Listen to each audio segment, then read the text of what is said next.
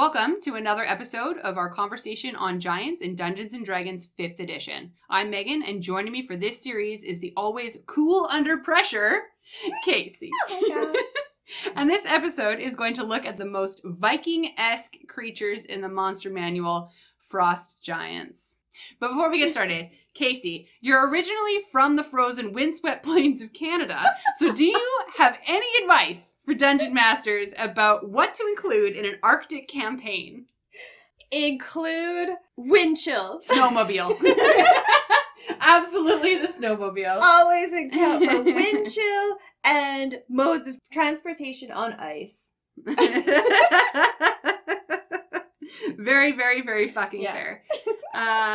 All right, so let's just get into it, my friend. So we're going to start off with a couple of things of like items and things that giants tend to have. So one of the things that's mentioned within the books, let me just grab this guy here, is that they do carry a giant's bag. Basically, a giant on the move carries a satchel, carries a bag. And the reason why I bring this up is because frost giants tend to not have crops. They don't grow things. They don't eat vegetables. They don't keep cattle. They eat what they hunt immediately. They don't house things. So they're constantly on the foraging and the finding, shall we say. So I bring up a frost giant, or just a giant's bag in general, because they tend to carry one around that requires and holds all the things that are required for what they need, right?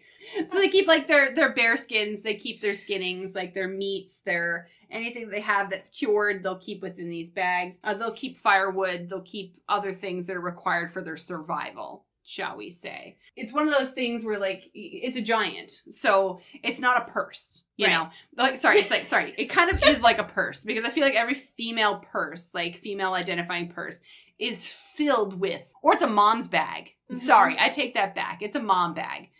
It just filled with all of the bullshittery you can imagine. It's got snacks, it's got bottles, it's got diapers, it's got like all the things that you need to survive in a day. Right. And so if you were playing the game that typically is forced upon people at like baby showers or whatever, where like, let's list and get points for what's in your bag, like Frost Giant wins it all.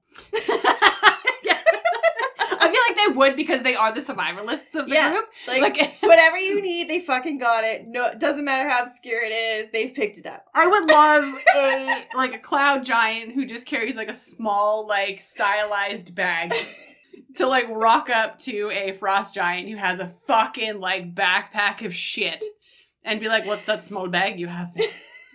What can you fit in that? A fucking lipstick?" Like, you know, like exactly. It's like how women's pockets either don't exist at all or the size of like 2 knuckles. Like, I just don't understand why we even have pockets. Like, why are they there? Why do we have them? I feel like that's the difference.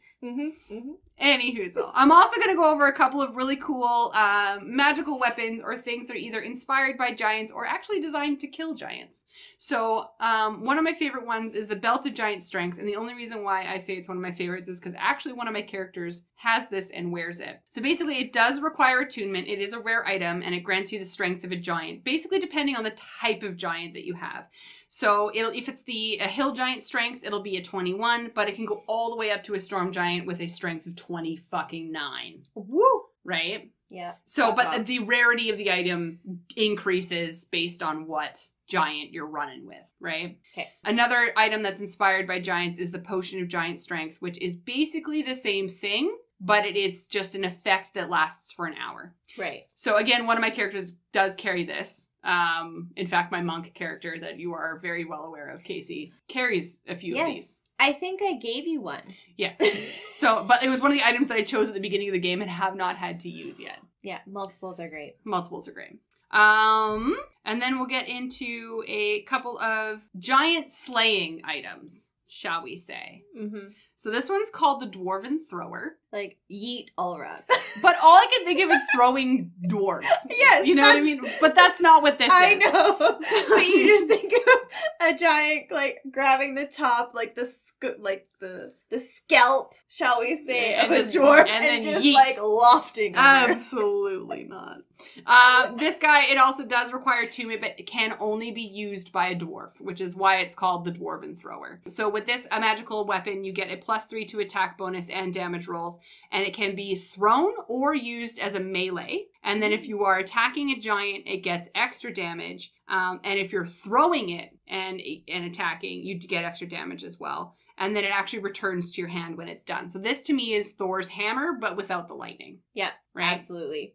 All right. Then we have the Giant Slayer, which is basically you get a +1 to attack and damage rolls. If you hit against a giant, you get extra damage. But they have to succeed on a strength saving throw or get knocked prone. Mm-hmm. But again, this is all against just giants. Otherwise, it's just a +1 to attack or damage rolls. These Right. extras are if you are specifically fighting a giant. The next one is the Hammer. No, it's the Hammer of Thunderbolts. So this gives you a +1 to attack and damage. However, if you have the Belt of Giant Strength and the Gauntlets of Ogre Power, you can and attune to all of them. You gain something called Giant's Bane, which increases your strength score to 4. Strength score by 4. And if you get a nat 20, so crit, to attack, they must succeed on a con saving throw or just straight up die. Holy fuck. Just straight up fucking die. It's So- like, you see, it's like, let's try this. Boop. Oh, that didn't work. Oh, let's try this. And fucking TPK. So you do Like, have to, you boom. have to crit with it. Like, Right. and not just like your 19 or 20 crit if you're a fighter or what have you. It has to be a 20. It specifically says you have to roll a 20. Right. So it's a crit. So one roll to... Rule them all. Thank you. You're welcome. All right, with that, we'll move into a couple of sentient items, which have a couple of really cool, little backstories to them. So there's Wave, which is basically a trident. Basically, the Wave trident was forged in something called the Thunder Forge, where a family of storm giants was once imprisoned. Clever. Okay. Yes, yeah. Mhm. Basically, it is forged against a rebellion against that god, XYZ. So it has a really good attachment to storm giants. Then there's Whelm, which is a powerful, basically, warhammer that was lost in a dwarven dungeon and then can telepathically speak to its wielder, but it can only understand dwarvish, giant, and goblin. So it can only really understand giants or dwarves. So I'm thinking this is kind of like your fire giant / kind of weaponry here. And then there's Waith, which is a sentient greatsword that was once wielded by a great cloud giant, ambassador at one point, and is very much, weirdly enough, personality-wise, a strong believer in people living out their lives as they see fit, and is very protective and loving of its friends. Aww. Isn't that the cutest fucking thing you've ever heard? It's just like, here I am. Let's attune, but I love you. But we're friends. This is my community. I feel like this is the sentient sword version of your current cleric character. Yes, it is, Zenti. Let's make a community. We're making a family. We're going to do a family. It's what we're going to do. I love it. So Casey, out of those weapons, we've got the Belt of Giant Strength, the Potion of Giant Strength, Dwarven Thrower, Giant Slayer, Hammer of Thunderbolts, Wave, and Whelm, and Waith. Which do you feel is one you would love to use in a campaign? So fun. Man, all of them, so timely. I would say, as a DM, you could introduce the magic items like Belt of Giant Strength, Potion of Giant Strength earlier, depending on the ability and level of your group. I think you could roll into the other ones. I think if you have a brand new party, and speaking from experience, way back in the day when I was a new party member, if the DM threw too intense of magic items or sentient items at me, I would be like, oh, that's amazing. It looks wildly intense. I'm just gonna put that in my bag of holding and then never use it. Yeah, we're done here. It's like, thank you. It's like, okay, great. And I don't know when or how to use this, so I'm just gonna put it away in my pocket. And so I feel like you need to time when you might add these because they're wickedly good. Yeah. But you need to time it with the level of your players. Yeah. But oh my gosh, Hammer of Thunderbolts, amazing. Belt of Giant Strength, amazing, especially if you're going head to head with something that is just way too big and your party is just floundering. Boom. Yeah. You got it. Yeah, love it. Mm-hmm. No, very fair. I agree. I feel like I've played characters that do have sentient weapons, but I do it specifically for a role-playing purpose. I remember when I first started playing with you folks, I started with a sentient sword. Mm-hmm. And one of the reasons why I did was so I would have something to talk to, because I didn't really know if I could talk to you folks because I didn't know who you were. Right. Yeah, I was totally reminded of that. Yeah, because I was just like, and I did that because I was like, I don't know if I can communicate with these folks yet. I played one D&D game with you, and now I'm going to be playing in an every Sunday for 2 years campaign with you folks. I would like to have something that I can engage in a storyline with my DM if I don't quite get along with the characters or the players at the table. It's kind of, it was a fail-safe for me. Yeah. Almost, right? Yeah, as a very like clever player character trait, and for Megan. Yeah, for Megan. Yeah. For Megan's. For Megan's around the world. And little did you know, we are awesome. Yeah, you're all quite delightful. I'll give you that. All right, and with that, let's start talking about Frost Giants. Before we do, what are we drinking, Casey? But wait! But wait, there's more. All right, so Frost Giants, thinking, well, icy, winter, the throes of how can we emulate the true frostiness that giants are? And a Canadian twist. A Canadian twist. What are we drinking? Let's bring in ice wine. Because why the fuck not? Because it's dainty as fuck. Yeah. It is dainty. It can be very overpriced, but you can find some for $20 around that. Ish, yeah. 20 to $30, no big deal. So today we're going Canadian Okanagan Valley Paradise Ranch ice wine. It's based on a Merlot. Okay, so it's like is it a red ice wine? Or is it, ooh. It's got a That's bit a of nice a hue. Color. Wait, where's my glass? Oh, there I go. Oh wow, yeah, it's like a nice amber color. It smells very sweet. This is gonna be like drinking super syrup, sweet. Isn't it? Yeah, syrup, dessert. We're getting Cheers. dessert today. We need to cheers that a little bit stronger. Louder? There we go. Yeah. Oh yeah, that's sweet. That's like some maple fucking syrup right there, Maggie. Yep. If you were like, I do not like maple syrup, give me something else as a dessert, this is it. Yeah, just drink this. Yeah. It's delightful. Love it. So good. Yum. That's actually really good. Holy shit. Phenomenal. Yeah. Very dangerous. Yeah. All right, so with that, let's talk about Frost Giants. So, mentioned these are actually my favorites. Why, you ask? Because, again, they are the most Viking-esque of the giants, and I love that about them. So good. I'm so excited about today. Yeah. It's just a great, great conversation. So as mentioned, they do live far away in frozen lands where survival is built on raiding and pillaging. So as I mentioned before, we kind of talked about the items that giants would carry around with them in general. I feel like frost giants are the ones that are going to be carrying around more because they are just traveling, raiding, pillaging, stealing what they can, taking whatever items from whatever village they've raided. So they're constantly carrying around so many fucking items. Yeah. Right? They're like a traveling hoarder. Yeah. So like killing a frost giant on like just a random path somewhere, if you loot a fucking frost giant, there's going to be some shit there, man. Yeah. Some real shit. Yeah. Settle in. We're talking about this for an hour at least. Yeah.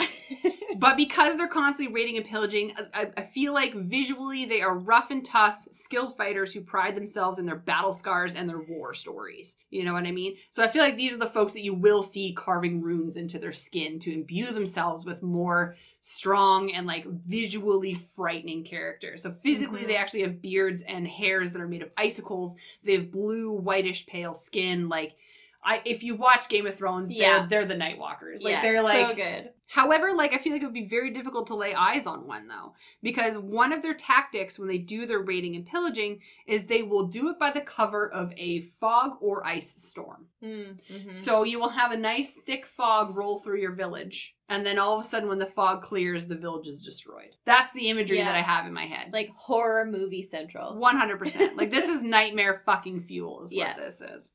So basically meaning that if you live in a village and suddenly you're covered in fog, I'd worry a little bit. Mm-hmm. And so, in fact, they do actually revere that and cherish that strength above all else puts them where they are within the ordning. So much how, like, we have the intelligence and structure of, like, the storm, which puts them all the way at, they're the tallest, they're like XYZ, they're the top of the ordering. Cloud giants are the next because they rule over the world, they have the higher intelligence, they communicate better. And then we have the fire giants, who we talked about in the last episode, who are where they're at, not because of their height, but because of their artisan skills and their ability to fight. The next is the frost giants because they are brutal fighting brutes, right? But not necessarily the most intelligent, even though they're kind of like the next tallest on the tall line. Right. Just super strength, super con, and can force their way through a lot.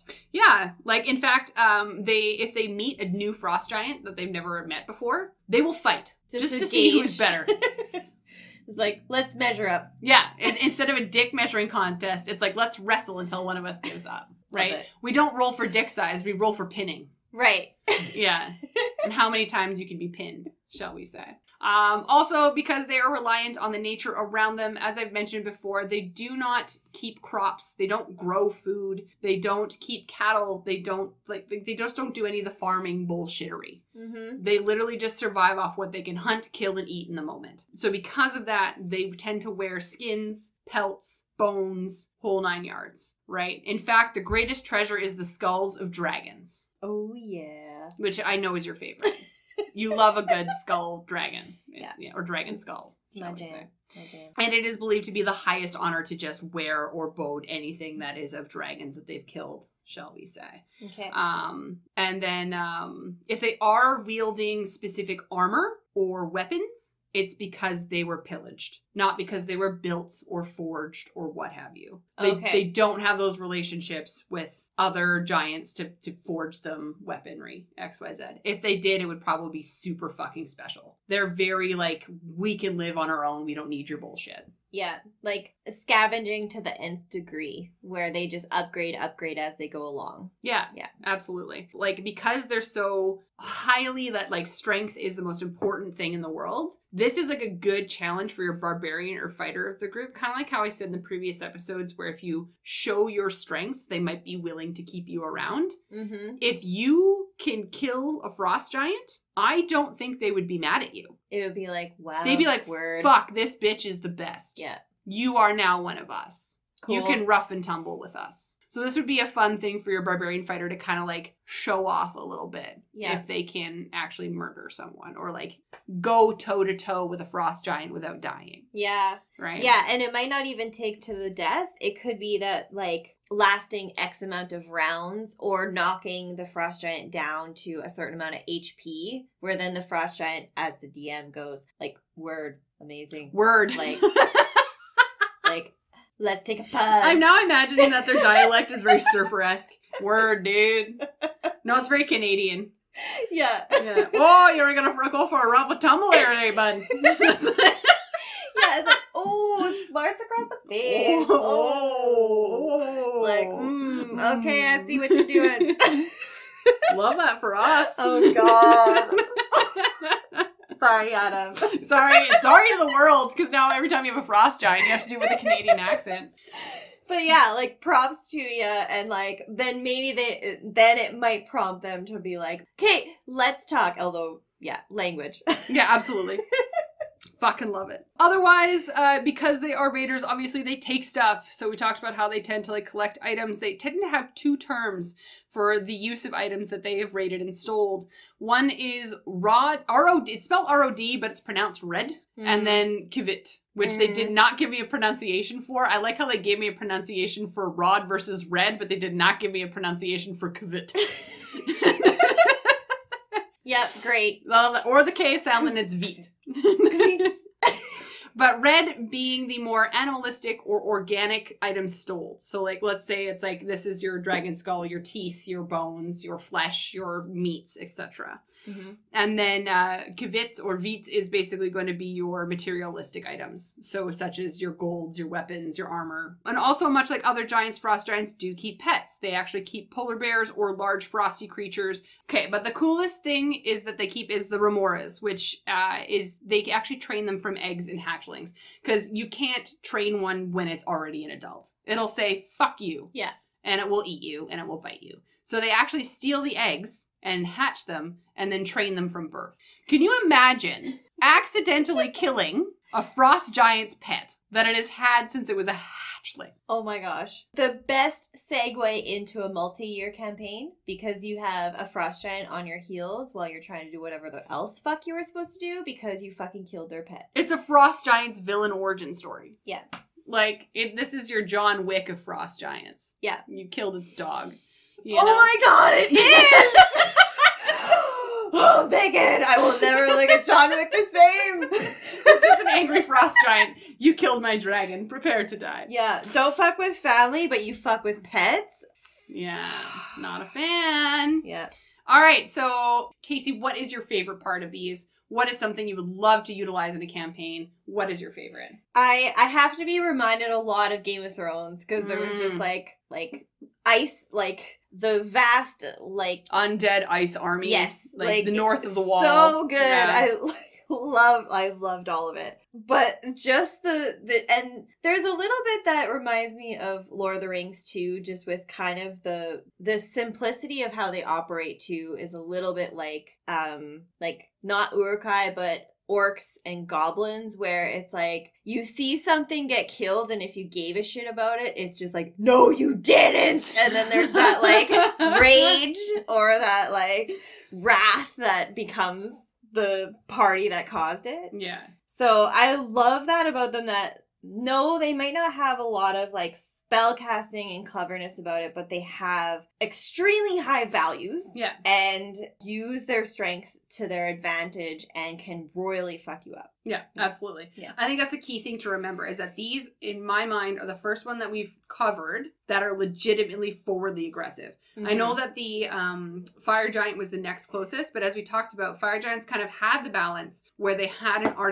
artistic side. Mm-hmm. So they would want to have a conversation about what you're wearing. Yeah. A frost giant would be like, I would like to take your skin. Yeah. And wear it as a helmet. Yeah. Like there's no tactic involved or like stay the course, because this is like how it's playing out. It's just like, you wronged me, you killed my pet or whatever you did, like wrath be upon you. Yeah, you breathed on me. Yeah. I will kill you. Yeah. 100%. I love it. And then as we've talked about before, there are some points of interest, like which is the god that they do, Casey? It's, remind me.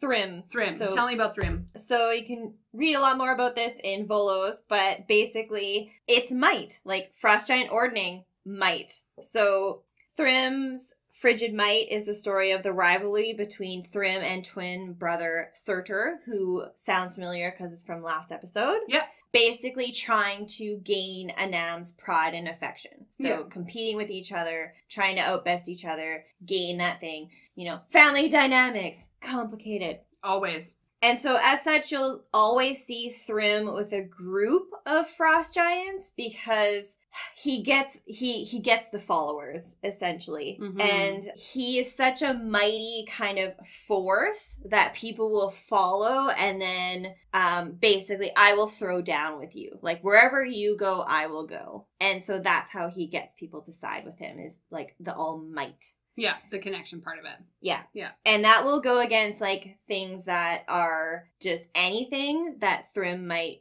feel is an opposition worthwhile fighting, and then it absolutely falls down to dragons. Yeah. Like, yeah. It always comes back to dragons. Yeah, always. Always the dragons. Yeah, and the interesting thing is Thrym has beat Surtur or others in battles of might, which gave him a lot of respect, so that's how he gets a following. But Anam always has reverted back to Surtur because of his craft, like we talked about in the Fire Giant episode, where he has the best forge with the most amazing weaponry. Fair enough. So it's like, no matter how great Thrym does with might, which is very strongly a giant's like attribute as worth. Yeah. It's still not quite enough. So it creates that dynamic and separation where frost giants are like, I respect your might, I will follow you, versus Surtur.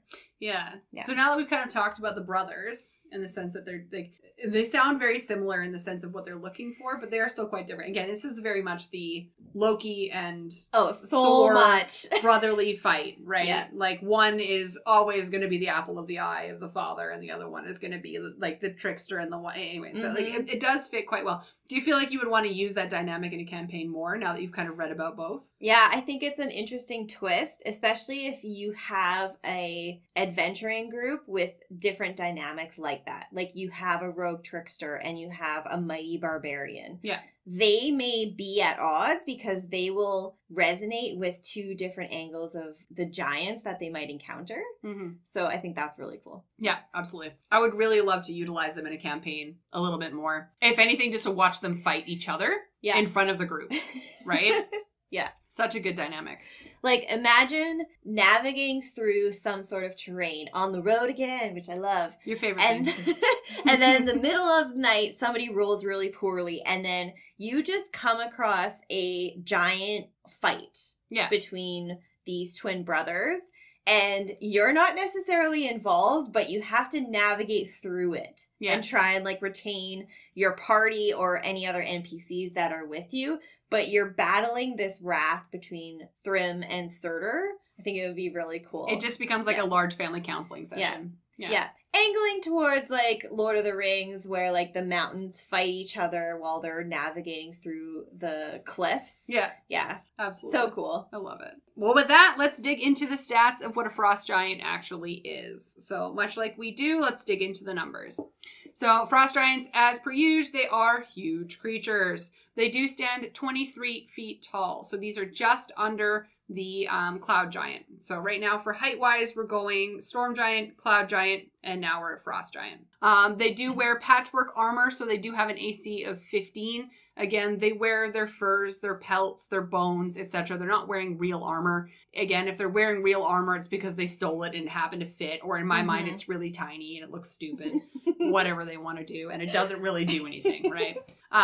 Because of their height, in my mind, they can run up to 40 feet. So we're back to a slightly faster pace. Again, I feel like that's because of the light armor and the fact that they have a longer stride than a regular human being. Obviously, strength and constitution are their two top traits and are very skilled in athletics and perception. They're obviously immune to cold, and this is one of the ones that can only speak giant. So once again, they don't speak common. So if you do happen to come across the brothers who are bickering and fighting with each other, you're probably not going to understand what they're fighting about unless you have someone that understands giant. Yeah, and they're not going to hear you because you are teeny tiny. You're teeny tiny. And you're in the, like we talked about the high-pitched voice range that they can't hear. And the room's like, hey!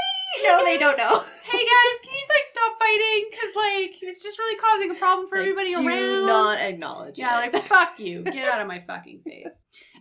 So these ones carry great axes, which can be wielded twice with a +9 to hit. It's a 3d12 +6 for damage. And of course, they throw rocks. Fucking rocks. Yeah. So then interesting, we've talked about rocks quite a bit in the last couple episodes. So another thing to add to rock throwing is technically as you look at the hierarchy of the giants themselves, the ability to hit and the damage gets lower the further down you get. Okay. So a storm giant's rock is going to hurt you more than a frost giant's rock. Right. Okay. Yeah. Which is interesting because you can so you can play it in as a DM because you can be like you can be more nonchalant about the rock hucking if you're playing a frost giant versus storm giant. Can be more like a skipping the rock on the river, like whatcha. I like the nonchalant about rock throwing. Super nonchalant. To align with the less accurate strike, but it's still a fucking car-sized rock. That's coming flying at your face. Absolutely. Yeah. So with that, that's the stat block for the regular frost giant. There is a special frost giant. Casey, do you want to tell us about that? Of course there is, Megan. Always. So, everlasting one. You can read a lot more about this in Volos. As with Thrym, it's all about strength and might. So, chaotic evil, not super high AC, but higher than average speed, 40 feet. So, a little bit faster than your the average typical human party. Yeah. Has some really cool traits. So, how might a frost giant become an everlasting one, Megan? How does that happen, Casey? Are you going to tell me? Oh, yes, I will tell you. It's nothing more than a frost giant just eating a fucking troll. What? Get Okay, go on. Yeah, and as we know, trolls have regenerative properties. Yeah. So, yeah, you eat a troll, you fucking get some regenerative properties. Great. So, regeneration, the bane of so many encounters. A party throws everything they fucking have at something, and then it comes their turn and they regenerate HP. It's like, oh my god! It's the most frustrating thing as a player, I will say that. Yeah. Most rewarding thing as a DM, though. Yes. Yeah. Glorious. So, regains HP at the start of its turn, unless, this is the hiccup with Frost Giant Everlasting one, is if it's acid or fire damage. Okay. So, again, as players, like, clue into what is impacting the Frost Giant, especially if you don't realize it's an Everlasting one, because then it can give you an advantage if you know what's going on there. Secondly, is there an interesting ability to have more than one head. Yes. Okay. Head. Fair. There is a 25% chance of that, and if so, not surprisingly, they have advantage on perception and saving throws that are wisdom-based. Double. So. And most giants tend to have a pretty high perception, is what we've kind of... Yes, generally. Established already. They might not be smart but strong, or vice versa, but the perception's always quite good. Yeah. So that's a super interesting thing, and I think DMs could play a lot into that, especially if players don't know anything about frost giants. Like, bring one out with 2 heads. Yeah. Thirdly, not surprisingly, when we're really leaning into brute strength and might, is rage. Like, classic. So we covered, like, the aspects of Cloud Giant being, like, rogue style rage, barbarian. So Vaprak's rage is Vaprak? Can we say Vaprak? Vaprak. So Everlasting one can rage as a bonus action. So think harder, better, faster, stronger. Yeah. That sounds like a song. We're going there. Yeah. Okay. Right. Yeah. And it recharges after a short or long rest. It lasts for a minute. It gains advantage on strength checks and saving throws. It gets +4 to melee weapon attack and damage. And it's resistant to basically everything. Bludgeoning, piercing, and slashing. Yeah. Holy shit, Casey. Yeah. So just a giant raging. Like, what do you do with that? You run away. You run away. Yeah. So incredibly cool, and can just elevate itself by using all of these extra abilities. If you really piss it off, I mean, you're fucked. Yeah, I feel like this is the one that if you see it, you run away. Yeah, especially if it looks mad. Yeah. Yeah, and of course you get multi-attacks along the way. And can't forget it fucking throws rocks. They always throw rocks. I fucking love it. Yeah.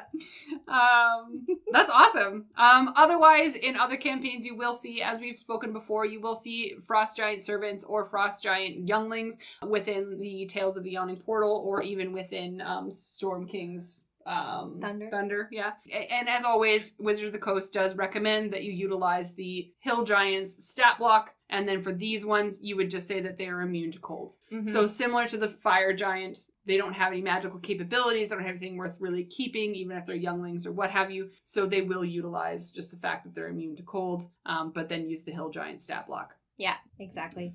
So between the regular Frost Giant and our special friend, the Frost Giant Everlasting one, and some younglings, what would you decide to use within a campaign, Casey? I feel like I'm always the one that's like, go big or go home. 100%. I feel like this is really well in your wheelhouse. I'm like, go it all. Yeah, absolutely. Because who doesn't want a 2-headed, fucked up Frost Giant lumbering at you that then just like emulates some sort of anger and says like, I would like to rage. These are the ones that have big dick energy that they can follow through. Yeah, they absolutely can. And they have a height advantage versus fire giants. That's true. So it's like, oh, okay, I get it. Yeah, because if you remember, fire giants are 18 feet. These ones are 23 feet. Yeah. So they've got a solid human size between them. Right. So they can kind of go, like, pat the fire giant on the head and be like, oh, you're so cute. How cute are you? Do you think that frost giants and fire giants are friends? No. Absolutely not. I would agree that they're not friends. No. Like, I don't vibe with you. I feel like fire giants would make fun of the fact that they don't have real armor. Yeah. And they're using, like, hand-me-down weapons. Mm-hmm. And then the frost giants are like, okay, but I will twist your head off. Yeah. Like, I will kill you. Yeah. Like, and I can't hear you from way up here. Yeah, I can't hear you. I'm in the clouds. Yes. Oh, you're so short. Sorry, let me bend down. Let me take a knee. Yeah, so I can hear you better, you fucking minion. You fucking minion. Yeah. I love it. All right, with that, let's talk about some famous giants. Some famous frost giants, shall we say. Mm-hmm. What do we got, Casey? Love this.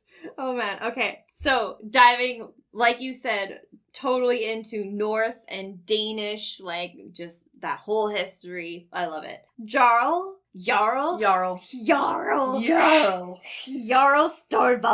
Yeah. Storm King's Thunder. So, yes, Norse or Danish chief, which is what Jarl means. Mm-hmm. So Jarl has a lodge and sails a ship called Krigvind. This is all under like Storm King's Thunder. And he has a crew, and he does actually have spellcasters ability and pretty good wisdom and charisma for a frost giant. He is one of the few that does speak common, and he also speaks giant owl. The giant owl is weird. However, the speaking common kind of does make sense to me, because if you are a Jarl and you are traveling and raiding and pillaging, you would probably eventually pick up languages. Yeah. Yeah. Yeah, for sure, especially if you have a ship. Yeah, 100%.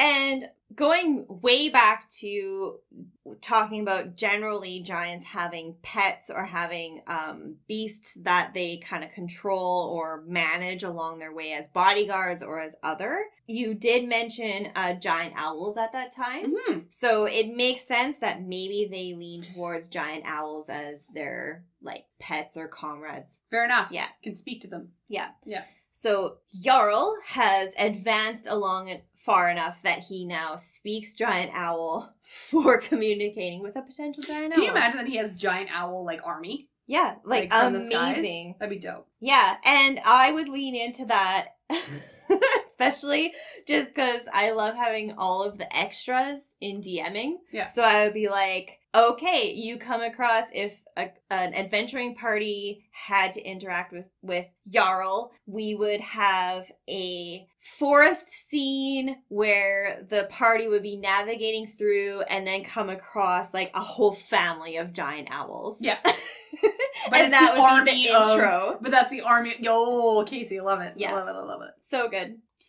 So very cool character. I think could come into play in a lot of different angles, especially if you're a seaworthy party adventuring. Yeah. Then you get the angle of that. Yeah, your pirate theme campaign. Yeah. Like one of these days you might come across the Jarl. Yeah. Yeah, I love it. And then there's also Harshnag, the Grim. Seems to come up also in various adventures, so maybe a good character that you could bring in if you felt the need to bring in a frost giant. Okay. Is considered like legendary, so you could also tease him into the campaign by like name dropping or bringing him in with other conversations that the players might have. It's like the big bad chief you will never actually meet, but you're constantly meeting like his subordinates or XYZ. Yeah, like everybody is aware of him, and so is also chaotic good. So not necessarily just if you come across him you're gonna die, but like he's legendary. Well, he's probably a conqueror of some kind, so he has an innate nature to understand that conversations need to occur whether I need to decide to kill you or not. Yeah. Absolutely. Yeah. And because of that, and because of his legendary status, he does actually carry quite a bit of like history and lore that he might share with people who he deems worthy. So he could be a really interesting character, even if it's not pertaining to frost giants, but just giants in general. If an adventuring party needs more information, you could bring him in as a fun quirk to gain some more insight. Yeah. Because he is chaotic good, he also is opposed to evil giants. And we've talked a lot about different evil giants. Yeah. So actually he would go against them.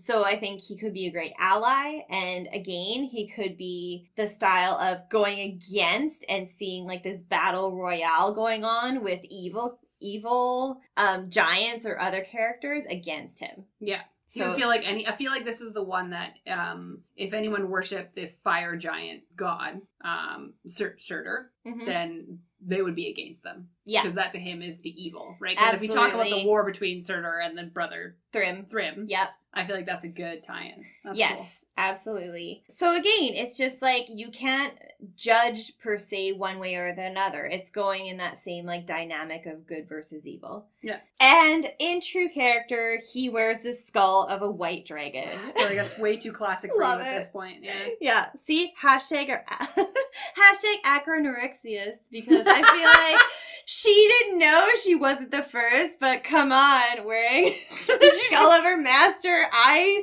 didn't know how deep this would go. I love that you gave her own hashtag, Acra. Yes, I did. It's in my notes. But if people like type it out anywhere, it's going to go nowhere. Yes. It's like no one knows about this. It's like, I do. Amazing. Yeah. So cool. I love it. Even though, the whole Dragonborn, won't work. But love it. And one other thing that's really cool about Harshnag the Grim is that he uniquely has legendary resistances, which don't come up as often. Sure. And it's simply that he can decide to succeed instead of fail on a saving throw. Yeah. But sometimes that can be game-changing if you're actually going up against him in battle. Yeah. That can be the difference between a TPK and fucking him up. Yeah, very true. So, I thought he was a really, really cool character, and I would love to play into different characteristics he has because he's actually aligned good. Because he's not specifically linked to any particular adventure if you're following any of the modules books. And stuff. Yeah. I think you could loop him in a bit better. Nice. Yeah. I love that. Mm-hmm. Great. So between those two, between you, the Jarl, or Harshnag, which one would you want to use more? I would lean Harshnag. Yeah. Yeah.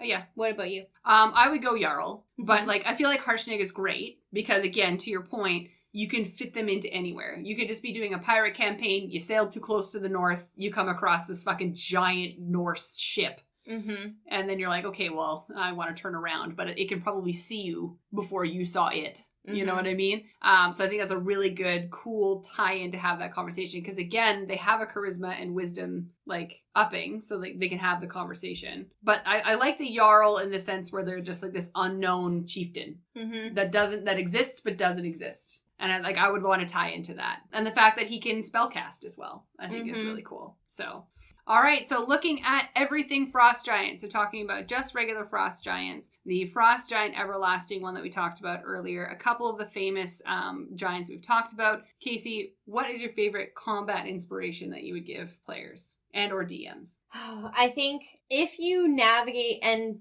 circling back to terrain. Too. Yeah. If you are navigating your group through any sort of colder, frigid, mountain-esque area. Yeah. Yeah. It doesn't even have to be a realm of the world you're working in that's cold, but, going to really high elevation or just finding the appropriate terrain to bring these in, I think is important to make the situation make sense. Yeah. And I think you could play into so many different angles with this. You could even come across a hobo of a frost giant. Yeah. I'm talking, lost a fight, got kicked out of his clan. Yeah. Right? And just wandering around because he's not welcome, because he's not strong enough. That kind of vibe, right? Yeah.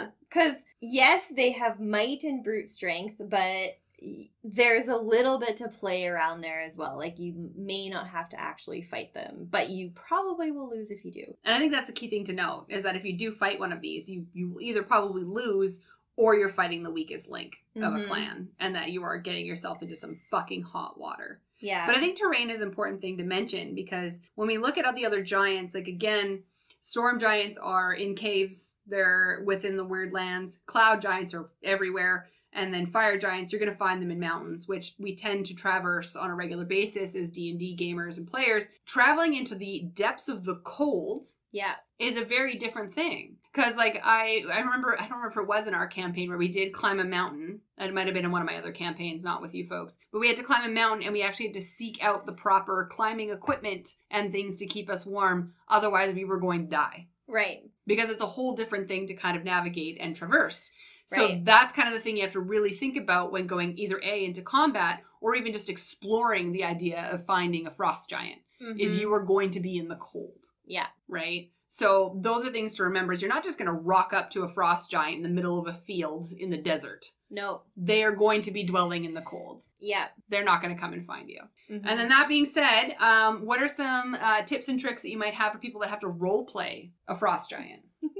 I feel like, I don't know why, but I always go to somewhat slow-moving, gentle giant until you piss it off. Like, don't piss it off, but you get kind of the slow talking, like, we'll try and talk to you in giant, even if you don't actually know what they're saying. Yeah. And just lumbering, slow moving, like, has its giant, like, all its worldly possessions on its back. Yeah. Like, just a solo hobo rolling through. Will do anything to survive, though. Yeah. So, like, if you try and take its shit or cut it off or whatever, like, it's gonna come at you. Be what may. Yeah, 100%.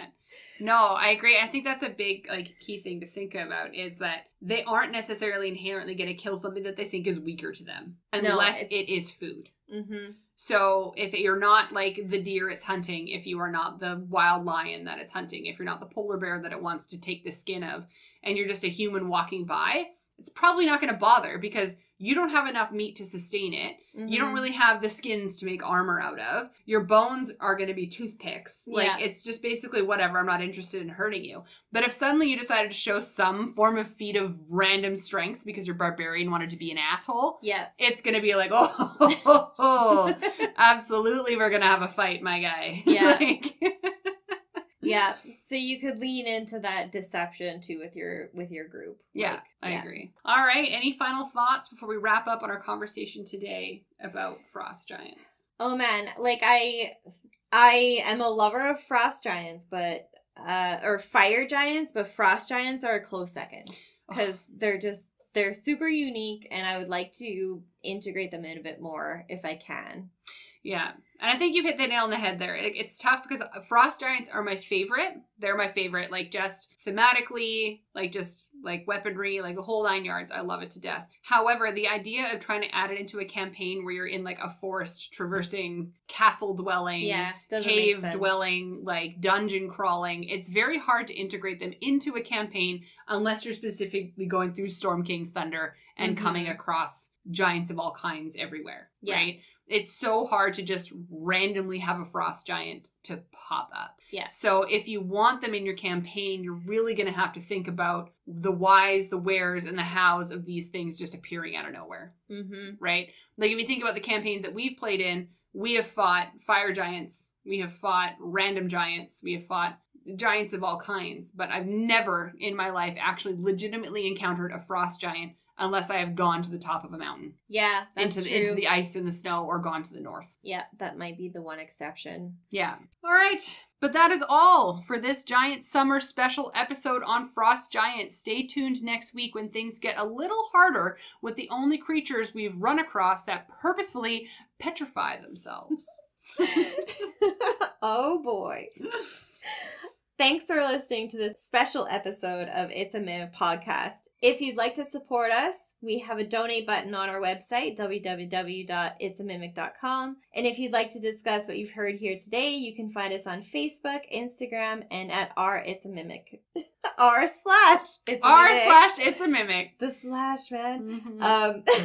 For other episodes on other kinds of monsters, you can find us on Apple Podcasts, Spotify, and YouTube, or wherever you listen to your podcasts. Thanks again for listening to It's a Mimic, where you never know what you're gonna get. You did it.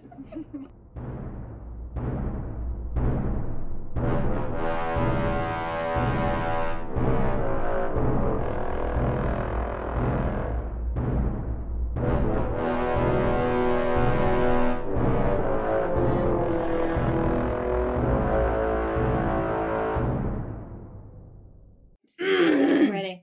Get my sober voice on. Yeah, I feel it's it's meant that we finish today with frost giants because of the ice wine. We really started with the white wine appetizer, went into the red wine meal, because it's very meaty, shall we say, and then now we're finishing off with an ice wine. Yeah. It's been a good day. It's a wonderful day. It's been a good day. And basically it is just a sentient weapon that is particular to... Oh, sorry. I'm just trying to get my wits about me. Yes. I'm letting you think. Thank you very much. I also hear like hooting and hollering outside. I'm really scared the microphone is picking that up. I feel like it's out there, next door. It might be. It doesn't look like it's picking it up though. Okay, great. So. Cheers. Cheers.